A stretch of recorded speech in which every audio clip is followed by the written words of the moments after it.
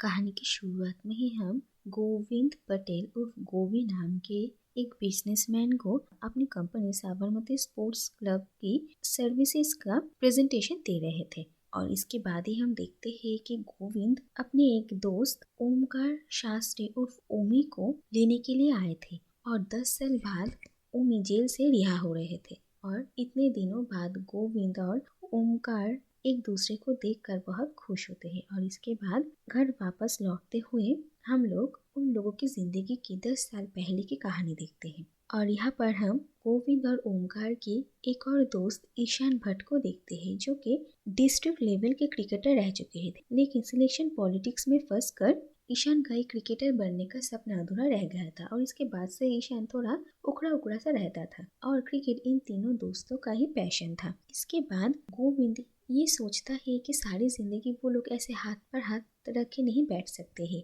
उन्हें भी कुछ करना होगा और अपनी जिंदगी में सेटल होना होगा। इसीलिए वो स्टार्टअप करने का सपना देखता है कि वो लोग क्रिकेट के सारे इक्विपमेंट्स बेचने का एक शॉप खोलेंगे और इसके लिए उन लोगों को कुछ पैसों का और एक जगह की जरूरत थी। और दूसरी तरफ हम देखते हैं कि ओमकार एक हिंदू पॉलिटिशियन बिट्टू जोशी का भांजा था और बिट्टू अपने मामा के हेल्प से उनका एक दुकान शुरू करता है, जहाँ पर वो लोग क्रिकेट के सारे सामान बेचना शुरू करते हैं। और वहाँ के ही सामने के ग्राउंड में ईशान बच्चों को क्रिकेट कोचिंग देता था और साथ ही में गोविंद कुछ बच्चों को ट्यूशन पढ़ाता था। इसके बाद हम देखते हैं कि ईशान की बहन की स्कूल का फाइनल एग्जाम था और इसके लिए ईशान गोविंद को अपनी बहन विद्या को मैथ्स के ट्यूशंस देने के लिए कहता है। और इसी दौरान ही गोविंद और विद्या दोनों एक दूसरे के बहुत क्लोज आते हैं और वो दोनों रिलेशनशिप शुरू करते हैं, जो कि ओमकार को पता चल गया था। और ओमकार गोविंद को विद्या से दूर रहने के लिए कहता है, क्योंकि ईशान अपनी छोटी बहन को लेकर बहुत ही प्रोटेक्टिव था और अगर ईशान को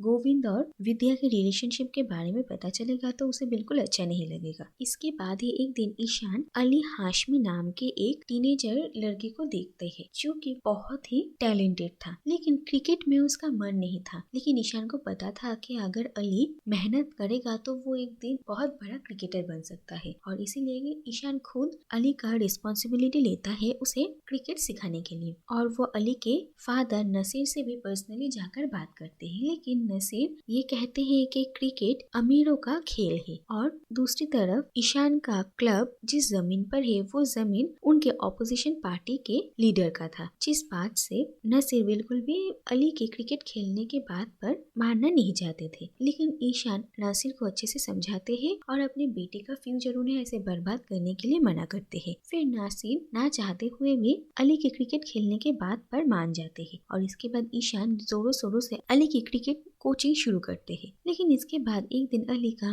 कोचिंग में मन ही नहीं था और वो किसी कंची कंपटीशन में जाना चाहता था, जिसकी वजह से ईशान बहुत गुस्सा हो जाता है और वो अली पर हाथ भी उठाता है, जिस वजह से अली डर कर वहाँ से भाग जाता है। और दूसरी तरफ ओमकार और गोविंद ईशान को समझाता है कि वो अली के साथ इतना रफ ना हो। दूसरी तरफ हम ये देखते हैं कि ओमकार अपने मामा बिट्टू जोशी के पॉलिटिकल कैंपेनिंग में बहुत बिजी हो जाता है, जिसकी वजह से वो शॉप पर भी ज्यादा वक्त नहीं आ पाता है। इसके बाद इन तीनों दोस्तों ने ये तय किया था कि वो अपना बिजनेस बड़ा करने के लिए अब एक अच्छी लोकेलिटी के शॉपिंग मॉल में अपना एक स्टोर खोलेंगे और इसी वजह से वो लोग एक जगह भी देखते हैं। लेकिन इसके बाद ही उनके इलाके में एक बहुत बड़ा अर्थक्वेक होता है, जिसके वजह से जिस बिल्डिंग में उन लोगों ने स्टोर खोलने का सपना देखा था वो बिल्डिंग ही टूटकर बिखर जाती है। और इस बात से सबसे ज्यादा बुरा गोविंद को लगा था और ईशान और ओमकार गोविंद को संभालते हैं। और ईशान को पता चलता है कि इस अर्थक्वेक में अली का लोकेलिटी भी बहुत डैमेज हुआ है और इसीलिए ईशान अली को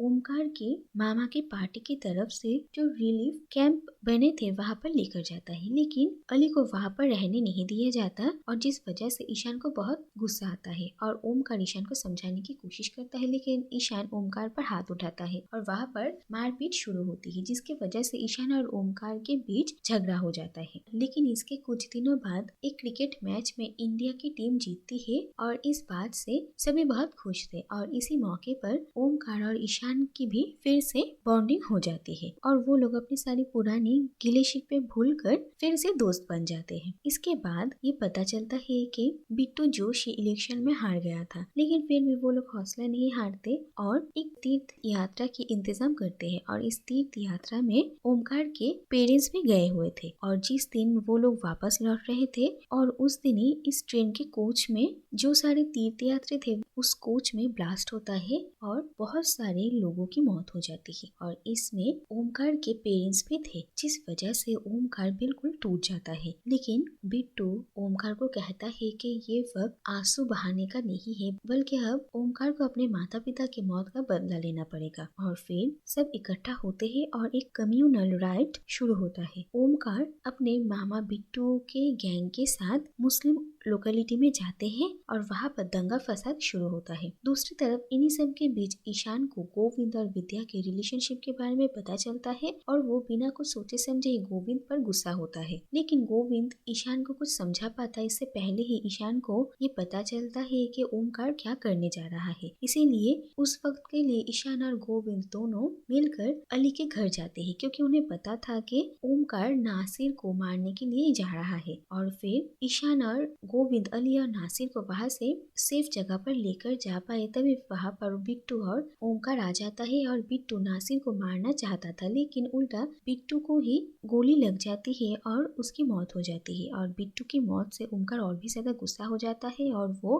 नासिर को मारना चाहता था। लेकिन ईशान ओमकार को समझाने की बहुत कोशिश करता है कि वो ऐसा कुछ ना करे, लेकिन ओमकार के दिमाग में उस वक्त खून सवार था और वो नासिर पर गोली चलाता है, लेकिन नासिर को बचाने के लिए ये गोली ईशान को लग जाती है और वहीं पर ही ईशान की मौत हो जाती है और नासिर अली को लेकर उस वक्त के लिए वहाँ से भाग जाता है और गोविंद और ओमकार ये देखकर हैरान रह जाते हैं कि आखिर ये क्या हो गया। और इसके बाद ये कहानी फिर से प्रेजेंट में आती है और हमें पता चलता है कि ईशान की मौत के इल्जाम में ही ओमकार को 10 साल की सजा हुई थी और ओमकार ईशान की मौत के लिए आज भी खुद को माफ नहीं कर पाया है और वो बहुत ही दुखी था। इसके बाद हम देखते हैं कि गोविंद ओमकार को अपने घर लेकर आता है और वहाँ पर हम देखते हैं कि गोविंद और विद्या ने शादी कर लिया था और उनका एक बेटा था जिसका नाम भी उन लोगों ने ईशान रखा था और ईशान को देखकर ओमकार बहुत इमोशनल हो जाता है। इसके बाद हम देखते हैं कि उस दिन इंडियन क्रिकेट मैच था और इसी